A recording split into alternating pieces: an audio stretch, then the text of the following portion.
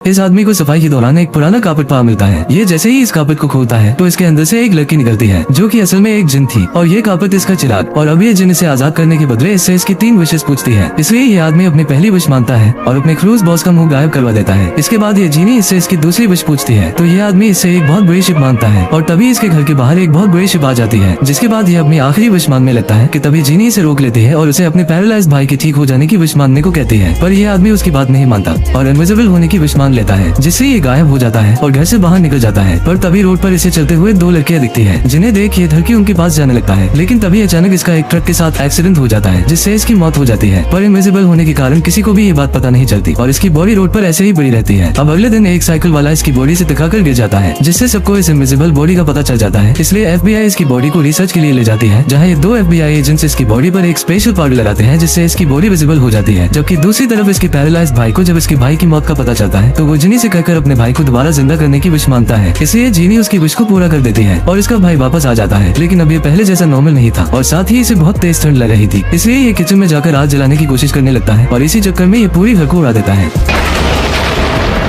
जिससे इस बार ये और इसका भाई दोनों ही मारे जाते हैं। इस ब्लास्ट के बाद यहाँ पर 2 FBI एजेंट्स इन्वेस्टिगेशन के लिए आते हैं और तभी इन्हें यहाँ उस कार्पेट में से वो जीनी मिलती है। ये दोनों इस जीनी को ले जाकर इससे इन्वेस्टिगेशन करते हैं, जिसमें ये जीनी इन्हें बताती है कि आज से 500 साल पहले उसने एक जिन से उसकी तरह पावरफुल और लंबी उम्र की विश मांगी थी, पर उसके बदले वो उस जिन की जगह इस कार्पेट यानी चिराग में कैद हो गई। और अब ये जीनी इस एजेंट से इसकी 3 विशेष पूछती है क्योंकि इसने उसे आजाद किया था। इसलिए ये एजेंट इससे अपनी पहली विश मांगता है कि पूरी दुनिया पीसफुल हो जाए और तभी पूरी दुनिया से इंसान और जानवर गायब हो जाते हैं। इसे देखकर एजेंट जीनी से अपनी दूसरी विश मांगकर सब पहले जैसा करवा लेता है, क्योंकि उसका मतलब पूरी दुनिया से बुराई को खत्म करना था, न कि इंसान। और अब यह एजेंट अपनी आखिरी विश मांगता है और उस जीनी को हमेशा के लिए कार्पेट से आजाद कर